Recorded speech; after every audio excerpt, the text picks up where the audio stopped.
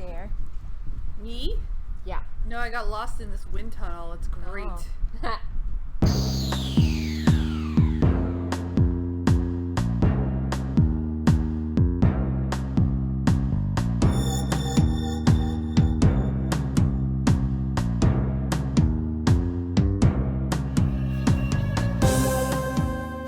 Welcome to Stargatezing, a Stargate gazing podcast. I am your host, Mary, and this is your other host, Kathy. Hi. Hi. How are you today? I'm doing okay. A little I'm tired. glad to hear it. Yeah, I'm really tired today. This might be a little rough, and Lily is with us in solidarity whining in the background, so that's Aw. awesome. I hope the microphone's picking that up. I did hear a little Lily. Yep. Well, that's what Lily does. She whines. She and I have a lot in common. It's true. So true. All right, so what are we talking about today? Today we are talking about the episode The Enemy Within, Yes. episode 3. Last time we had said that the DVD version would be calling this episode 2, but apparently actually the DVD version skips right over episode 2 altogether. So episode 1 is extra long since they combined 1 and 2 together, and then we just go right to episode 3. So episode 3, Enemy Within. The Enemy Within. Woo.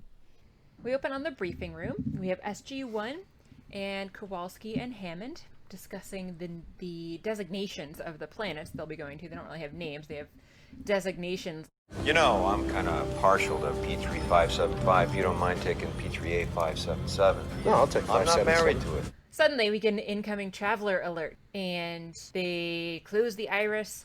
They set the auto-destruct sequence that apparently is in place that will time 3 minutes in case nobody turns off the auto-destruct sequence. They don't want anybody coming in through the gate, getting out, apparently.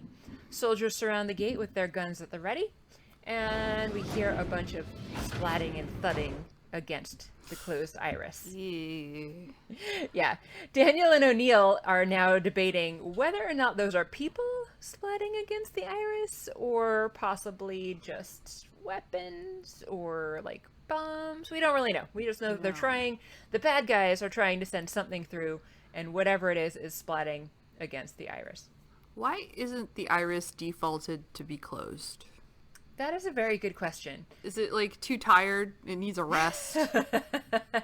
I always assumed that like later in the series, since there are 9 SG teams, that it was just that there was like always somebody out, and in case that they needed to get back quickly in an emergency, they left it open just in case they didn't have the chance to put the code in. But like right here, I get the impression that like since SG1 and SG2 are there and they're like just starting off with these missions, I get the impression that there are no other teams out currently, and so yeah, the iris you would think should be closed, especially because they refer to the fact that they keep getting these incoming wormholes. Yeah. And the Goa'uld and the bad guys trying to send stuff through, so why wouldn't the default for the iris be closed at this point? That is an excellent question. Very strange. Very strange. The iris is tired. The iris must be very tired. That pure Yeah. titanium. Yeah, that pure titanium fatigues very easily. Yeah, that's gotta be it. Finally, we get the all clear, and that self-destruct is aborted. In the background, we see Kowalski rubbing his neck, and he says he has a headache, so he is sent down to medical. But then all of a sudden, we get another inbound wormhole, and the whole process is repeated all over again. And this is when they start talking about the fact that they are really persistent, and Daniel and O'Neill aren't feeling particularly secure hearing all of these constant splatting noises against the iris. So they're like, we're okay, right? Primarily geared towards Sam, it seems. And she's like, oh yeah, we're fine. The iris is titanium, and it's only 3 microns from the event horizon, so matter won't even be able to fully reintegrate. Everything's fine. It's totally fine. But then she also adds that even if anything did manage to get through the iris, that the whole mountain would blow up when the self-destruct went off anyway. So, you know, things are fine. Totally reassuring statement there by Sam Carter.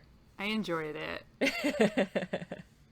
I appreciated her matter-of-factness. Yeah. She's just being the scientist. I'm like, yeah, everything's fine, unless it's not. And then even if it's not, it's fine. Yeah.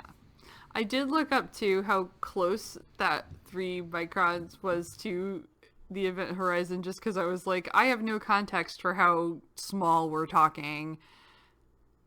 So even looking it up, I was like, what is that in inches? It is 0.000118811 inches, which is too small for me to have any sense of, even in inches. So the splatting continues, and then we exit out to the theme. We don't have the same fun theme with the Pharaoh face anymore that we got in the first episode, or at least I didn't anyway. This is what they kind of continued with as their traditional scene. So we get some glamour shots of the cast, and then we also get action shots from episodes we haven't seen yet, as well as some glamour shots of the Stargate. And then that is it for our entrance. I was very excited to not see that thing again. The Pharaoh face? Yeah, I was like, look, something interesting is happening on the screen. Yay! Then we are in Hammond's office with O'Neill and Hammond discussing the possibility of Teal'c joining SG-1. It turns out that the government has some interest in Teal'c. They might want to talk to him or examine him. And you know, he is carrying the enemy within. Oh! Where did we hear that before? They have, you know, they're basically arguing because O'Neill is full on Teal'c is one of us. Right. At this point, he, you know, Teal'c saved their lives, and he, you know, he didn't do that. What did he say? He didn't save us to become a guinea pig. Right.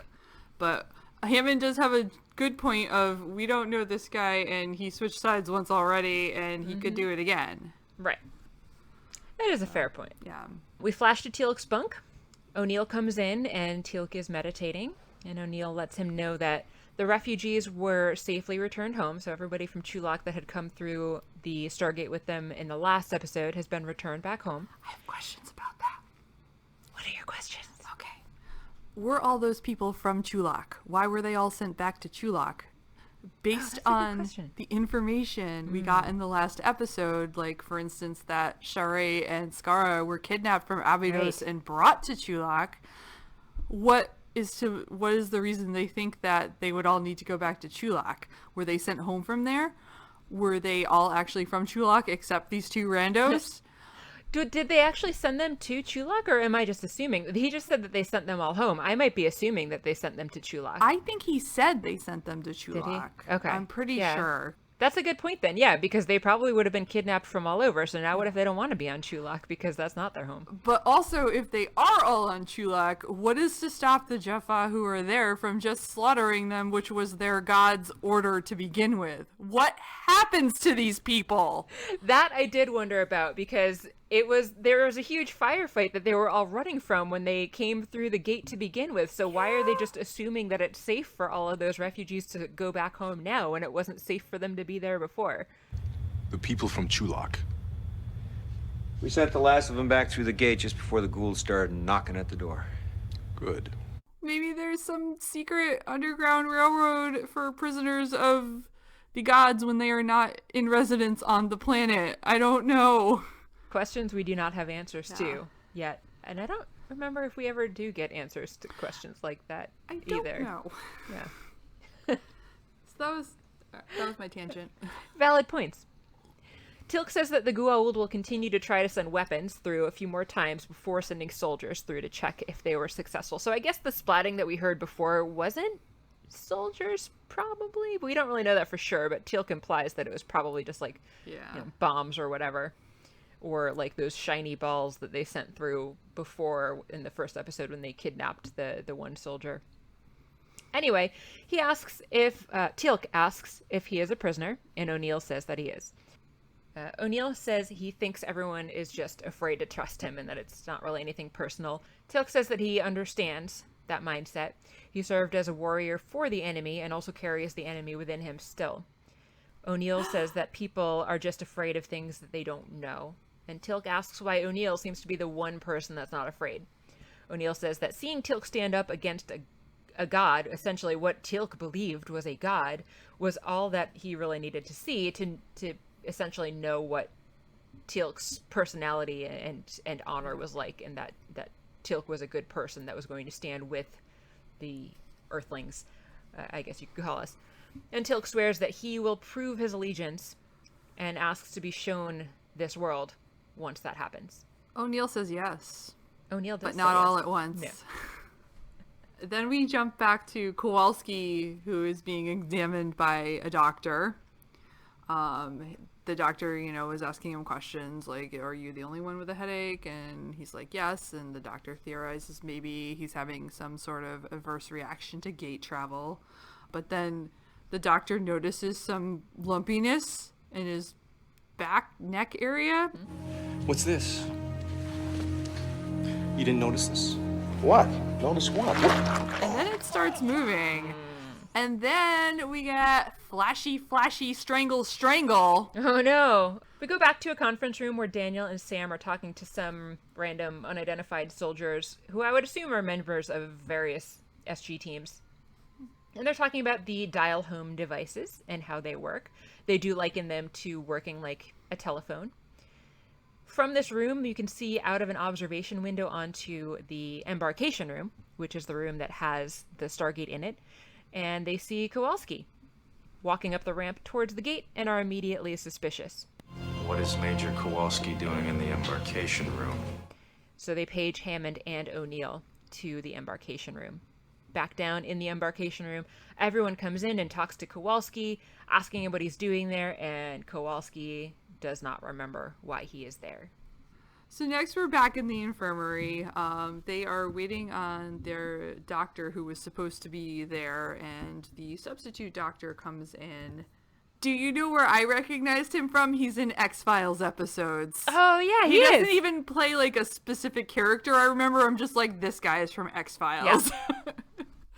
The doctor orders an MRI because Kowalski has been blacking out, and that's not good. Not they don't have very any answers. Yeah. Right. And they need them. Yes. They need them now. Back in the conference room, we have Colonel Kennedy showing up, who is the person that was sent by the government to question Teal'c. Teal'c comes in and they're introduced. Teal'c formally pledges his life and his honor to Earth, but everyone in the room is like, yeah, whatever, just have a seat because we have questions. Kennedy asks Teal'c for information about the technology that the Goa'uld possess, but Teal'c had no information to share for them.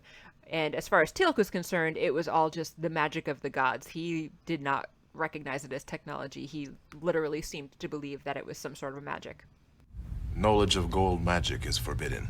At this point, O'Neill comes in and says that it's not magic.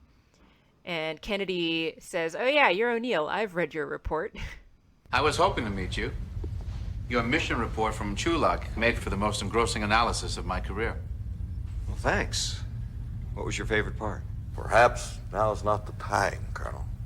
O'Neill suggests that Kennedy and the rest of the government are trying to hide something, so Kennedy asks O'Neill to join and continues with the line of questioning towards Teal'c. Turns out that the Goa'uld are few and rule by force, but they have growing numbers, and they control hundreds of planets that are accessed through hundreds of different stargates.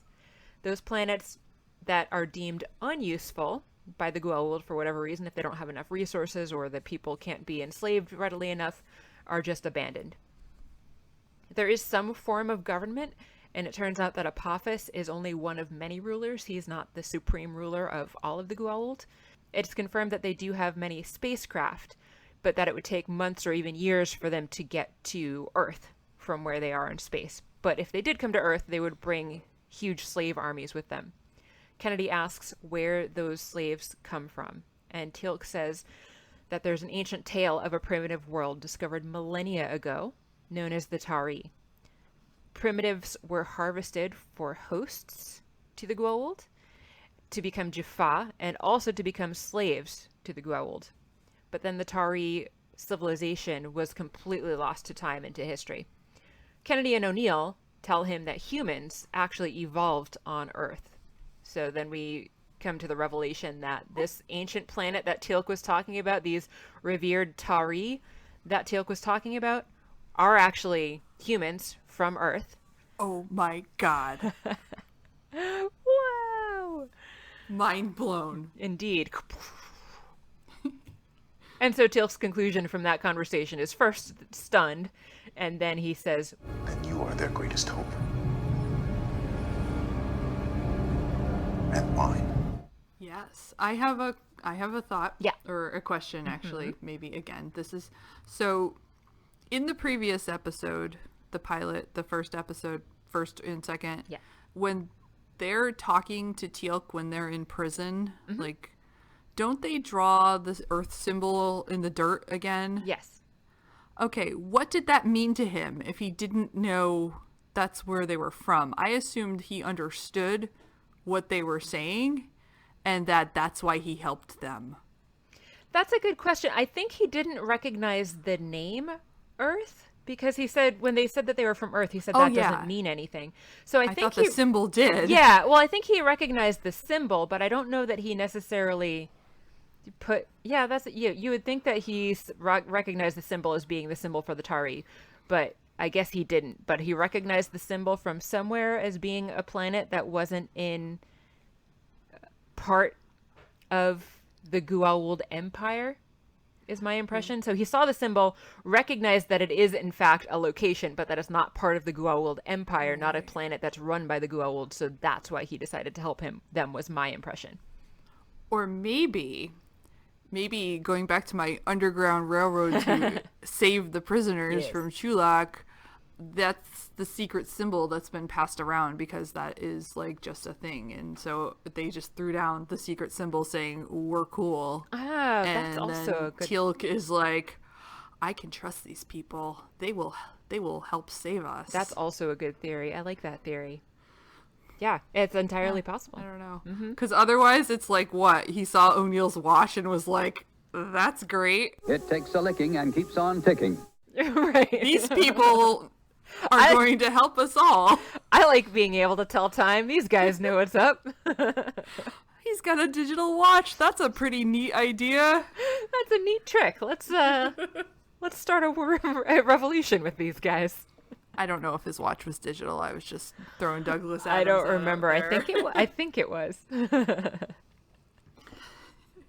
They're pretty hoopy fruits.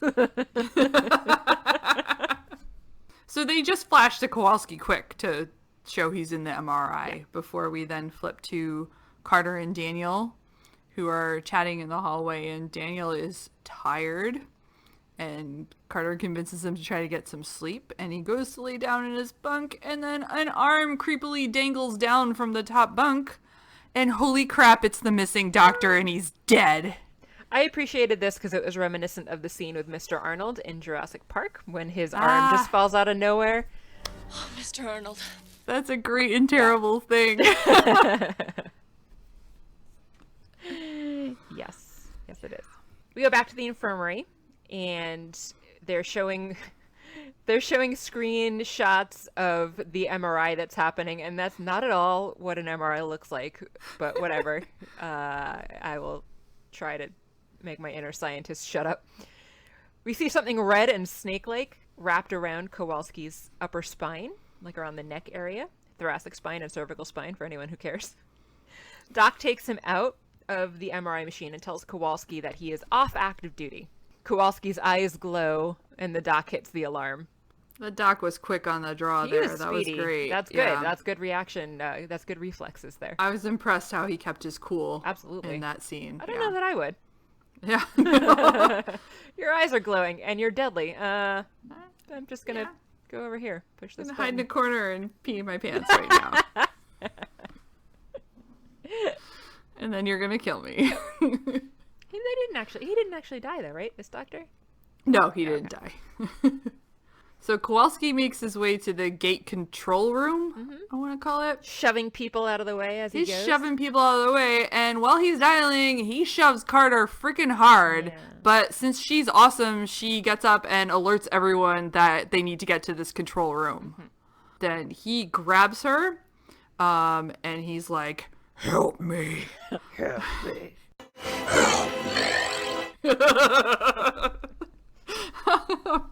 And he takes off. He starts dragging her away. And I think that O'Neill shows up to witness this. Mm-hmm. Yeah, he's basically using her as a human shield to get him to the elevator, and O'Neill shows up and is like, what the hell's going on? Yeah. So he drags her into the elevator, though, and Carter tries to do something with the buttons, and he knocks her down, and she's out. Yeah, she had actually hit the emergency stop on the elevator, that's what it was. and then tried to use the emergency phone to call for help. And so the next scene is several people forcing open the elevator doors, and once they find Kowalski in there with an unconscious Sam Carter, Kowalski starts acting all normal. It's like, I don't know, she just passed out. I think she needs help. And so she's taken away to medical at that point. So they're back in the medical room, infirmary, whatever. And it's a gold. You got a gold. Congratulations. It's probably an infant. What a happy day. Yeah, I know. I'm going to buy him some presents.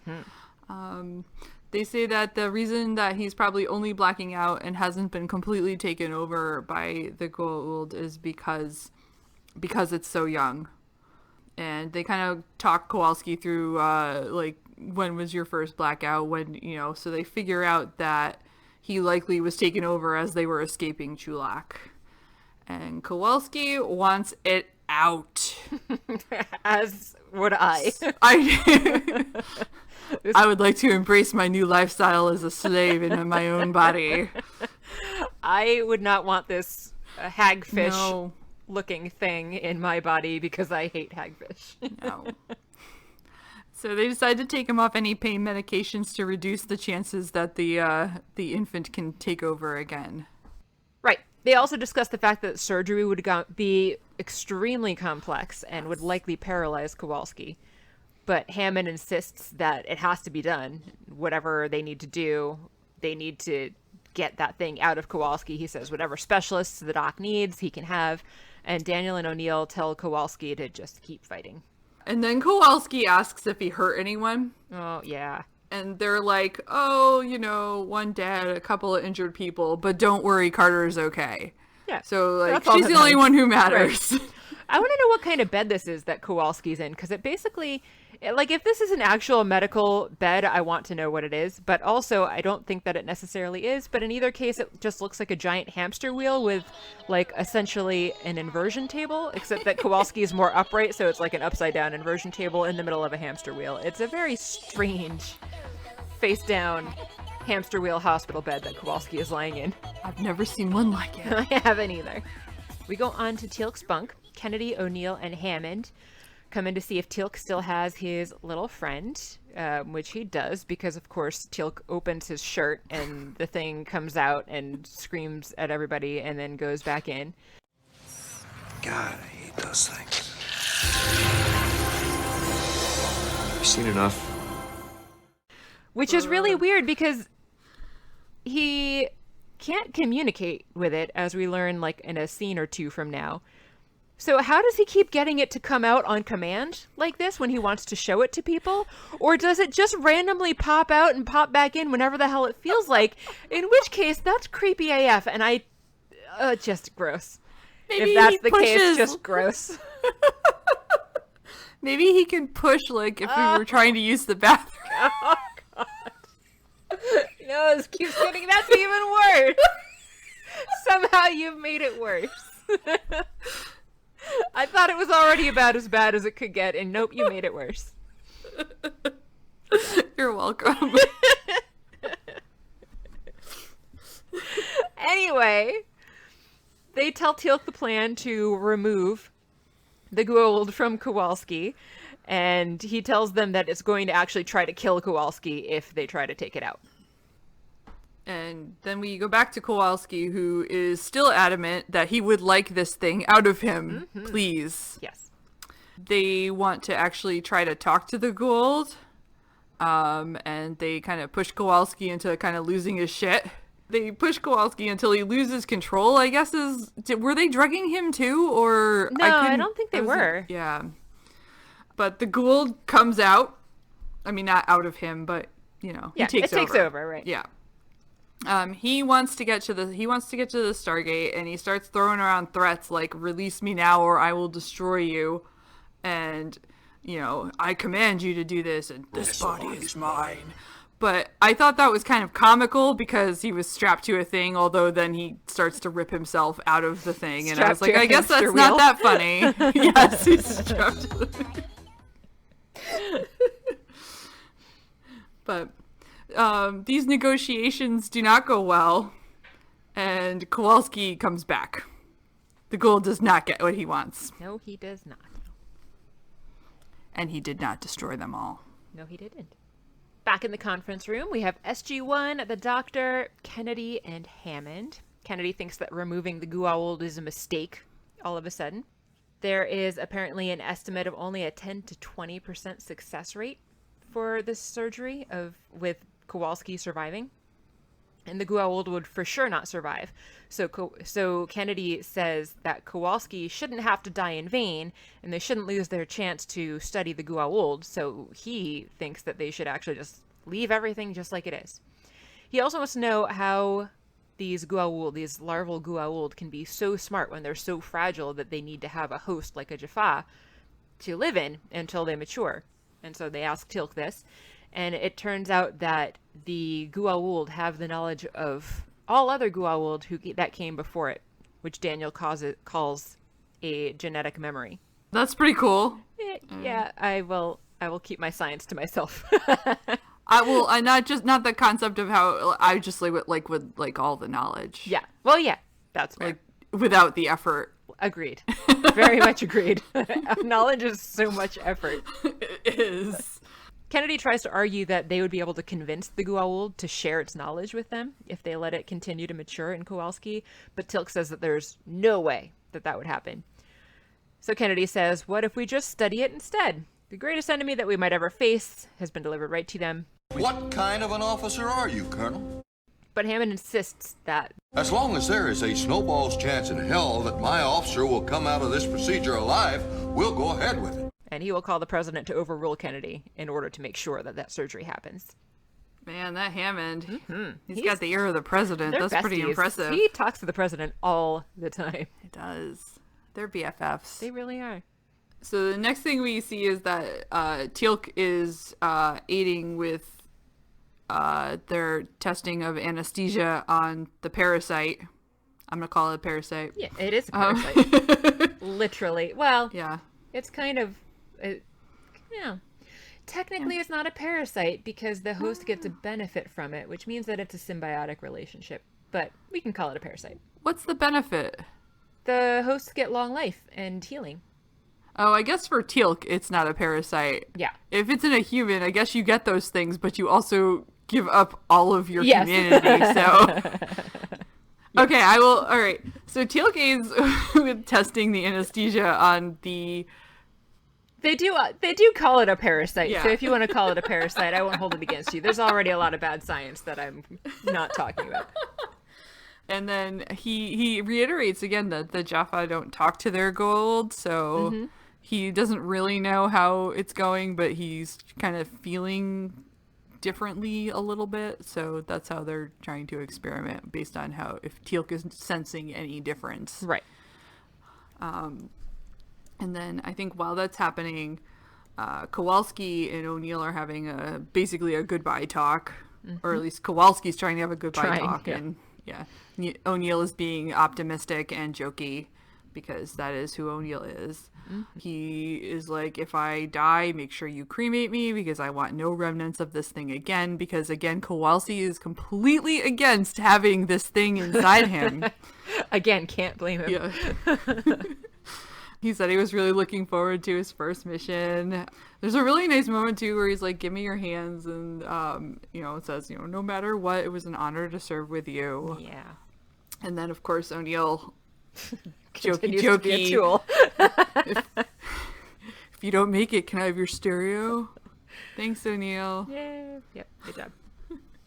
Later on in the infirmary, we have a long shot of guards with their guns at the ready, and it turns out that down on the surgical floor, the operation is about to start.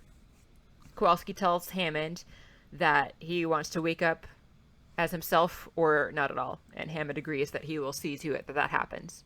Surgery begins, and some nice magic technology gives us a great 3D view of what's happening inside without any kind of orthoscopic involvement. Woohoo! Seems to be going pretty well, and Daniel says that that's a good sign for Sharae. He's feeling very optimistic about her chances of possibly having her little snake friend removed and recovering eventually.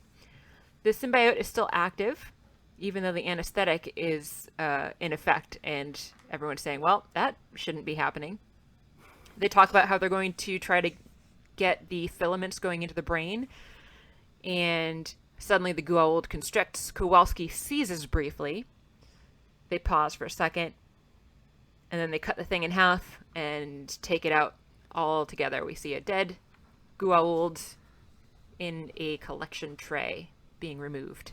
I really liked the graphic of the scissors cutting up the Goa'uld on the screen. Magical visualization technology. It was beautiful, followed by the grossness of ripping that thing out of him. Also, I thought it was funny that the actual thing was so much longer than their fake technology was depicting it as being. I did notice that too. The screen wasn't big enough. That must be it.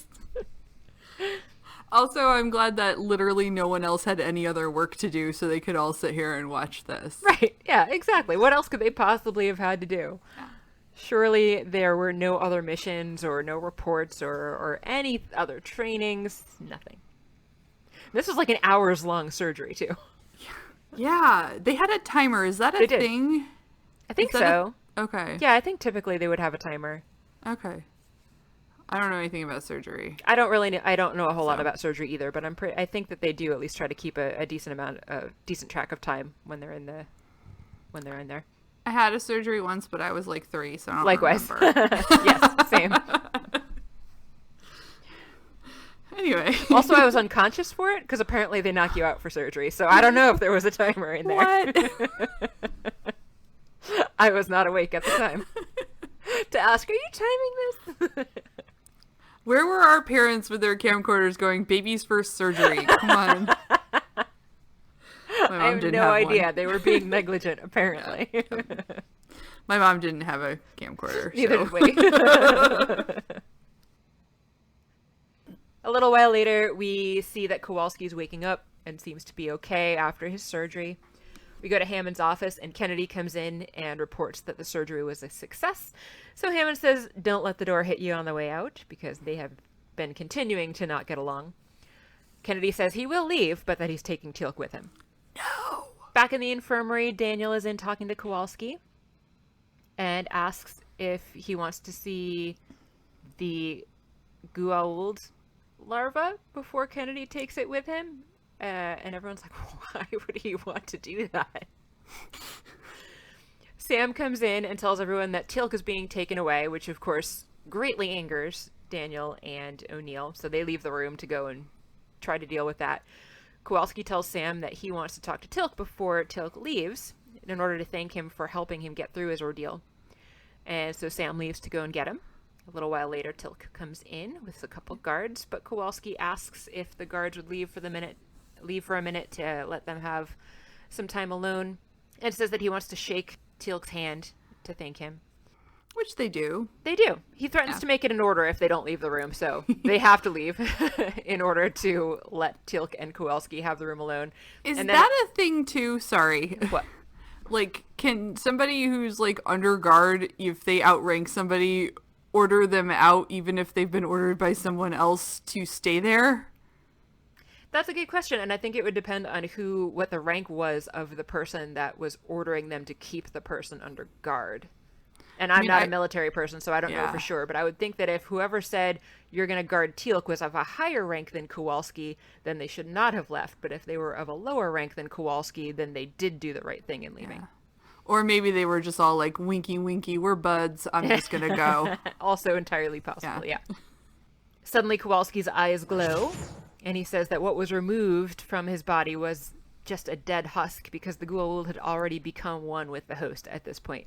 He orders Teal'c to serve him, but of course Teal'c refuses because Teal'c is on our side now. He takes Teal'c down, And it also the guards that were guarding Teal'c as well. I just want to point out that Kowalski's moves are predictable. He flashes his eyes and then he strangles someone. That's what he does. That is his move. You would think that they would all stand a little farther away from him, knowing that this was his MO. Just stay out of arm's reach and you're fine. Exactly.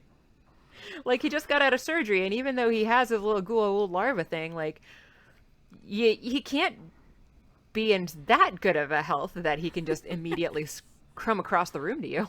Right? You wouldn't think. Although he does get up and leave, so... Truth. Eventually, Teal'c comes to, and back out in the hall, he finds the doctor and tells him what happened with Kowalski. And then we head to the control room, where Kowalski is busy breaking people's arms, wrists, and dialing out and setting an auto-destruct. He is a very productive bad guy. Indeed. And then he heads down to the gate because he wants to leave. Right. But Teal'c is there. Yay! What? And he's like, you cannot pass. And all I could think about was Gandalf. You shall not pass. Exactly.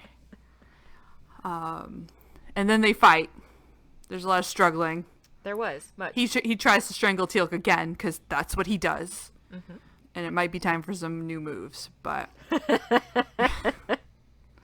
maybe. I'm just saying. You'd think. We're kind of on to him by now. Yeah. Eventually, Teal'c shoves Kowalski's head in the event horizon a few times. By this point, O'Neill is up in the control room with Hammond and a few other people, and they're looking out at what's going on. O'Neill says to hold him there. Once Teal'c has Kowalski's head in the event horizon, they shut down the gate. Shut it down! Thus dematerializing the back of Kowalski's head. So I guess on some random planet, the back of somebody's head just falls through the gate. That must be a pretty weird sight. I didn't think about that.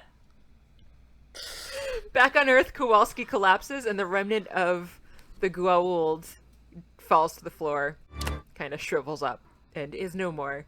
It not only shrivels, it either smoked or steamed. It did. I don't know why. Yeah, I don't. What? I don't either. That is also pretty weird. And Teal'c, trying to console O'Neill, says he was your friend, but O'Neill says no, my friend died on the table, and we have a long shot of Kowalski's body to take us out of the scene. Aw. I was sad. Me too. So Daniel and Carter are in a locker room. They're putting on some gear. They've got vests and they've got guns. And they're having a talk as they're getting ready and heading out on some kind of adventure, it looks like. And they are talking about how the Goa'uld had the memory of Kowalski because he was able to use his codes to activate the self-destruct. And so that gives Daniel hope that his wife, Sharai, will is still in there somewhere because something of the host survives, which is good news for Daniel. Indeed. Back in Hammond's office, Hammond is pleasantly chatting on his red phone with his bestie. And then he gives his phone to Kennedy and is like, here, the president wants to talk to you. And we can kind of presume that it's not very good news for Kennedy. He was so gloaty. He really was. It was great. Back down in the gate room, Hammond greets SG-1, who's just about to head out on their next mission. Teal'c comes in, dressed in his fatigues and carrying his staff. They worked everything out, and now Teal'c is officially part of SG-1, and we exit the episode on the team going through the gate for their mission. Yay! So I really, it seems like O'Neill really just gets his way no matter what. Yeah. So pretty much. You know. So it's good to be on O'Neill's good graces. Yeah, and it's funny because like he's not wrong. Like Teal'c seems like a solid guy and you should have people you trust working with you. Absolutely. I guess. But it just ends up that he just happens to be right all the time. Yeah. It's a very convenient plot device. It is. When in doubt, O'Neill is right. Will continue to be a common theme as far as I remember. Granted, It's been a few years. So, Kathy, what did you think of this episode? I liked that. I really like Kowalski, I think is what it is. And I liked his, relationship with O'Neill, and I liked the tension between the government guy.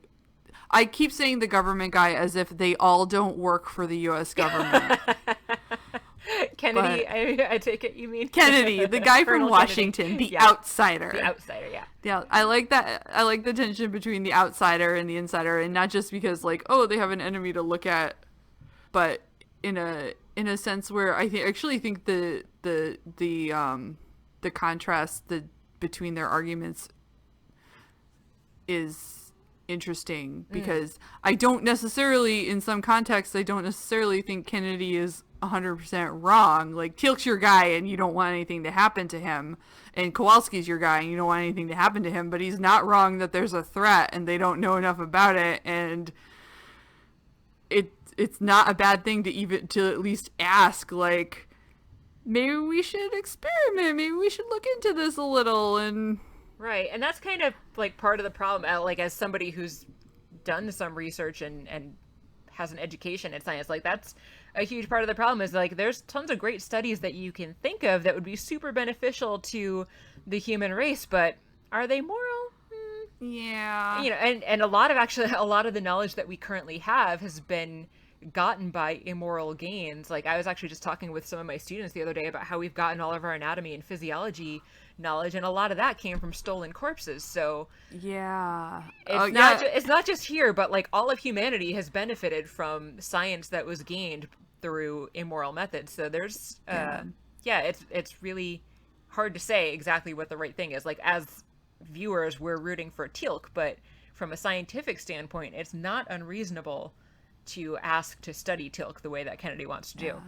I don't know if I've ever talked. I read a book once called The Poisoner's Handbook, which was actually super interesting, about it was about a coroner in New York City in like the 1920s who like did all these like experiments on his own on animals, trying to figure out different chemicals and how they affect animals and people, and it was really interesting. But like a lot of the controls that are in place now around like the ethics of studying animals, even like or experimenting on animals, weren't there, so it's a little like to read, but it's really interesting. Yeah, there are a ton of guidelines nowadays for what is and is not okay to be doing as far as animal experimentation goes, and you actually need to get approval from an ethics board before you can even start an experiment on animals as well as people these days, but that was definitely not always the case. Yeah, and then looking at the Goa'ulds, like, it's not a human form like even Teal'c is.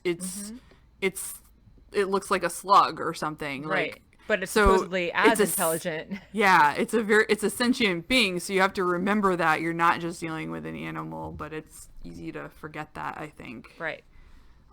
Yeah, so there's some interesting moral questions that come up with stuff like that. For the most part, I liked the episode too. I think it did a good job with giving us a little bit more information on who the characters really are, based on like how they were really supportive of Teal'c, and how Teal'c really was understanding of how untrusting the people on this planet were. He didn't take offense. He didn't get upset. He's like, yeah, you're right. You have no reason to trust me, but I'm going to prove that you can trust me. So I thought that was really great what they did with his character. The only thing I really didn't like is that, as you said, I really liked Kowalski as a character, so I was just really sad that they ended up killing him off at the end. But other than that, I thought it was a really good episode too. Yeah. Aside from the fake MRI stuff and, the fake imaging technology that I enjoyed that. That was one of the parts I liked. Of course. Let me watch this. You liked it just because you knew I wouldn't like it. I am that monster. So what do we have coming up in our next episode? That would be season 1, episode 4, I guess, regardless of whether we're watching it on Hulu or by DVD. Yes. Hulu also calls it episode 4. I'm still reading descriptions from there because it's on my computer in front of me, although there's a ... at the end, so let me see if I can find a full description.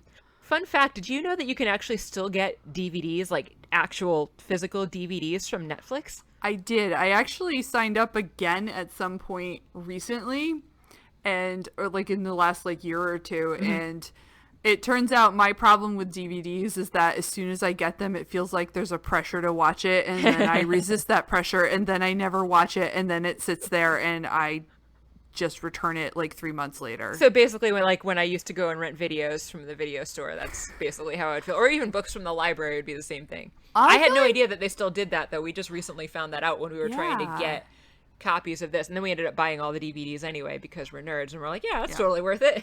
Same. But initially we're like, yes, let's get DVDs from Netflix because that's a thing apparently.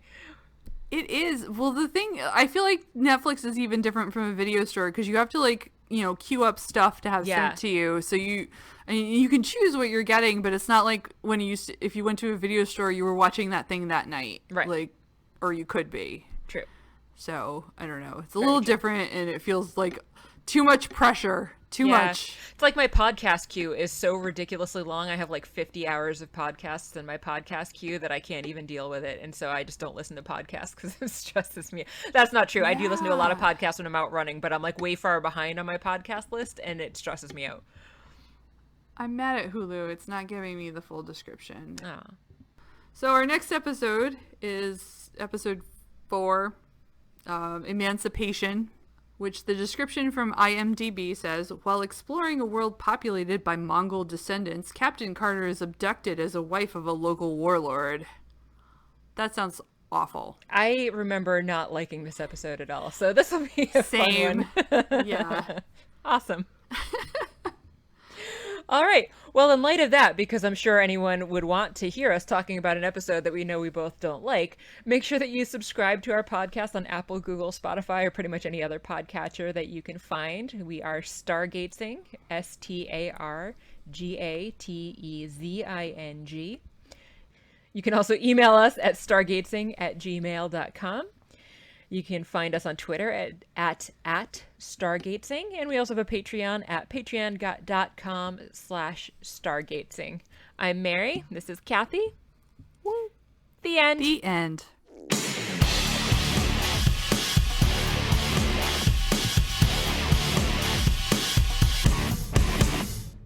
Is it the infirmary, or what are we calling it? I have it 6 Bay in my notes, but probably we shouldn't blatantly probably steal jokes from other podcasts. Yeah, that's probably frowned upon.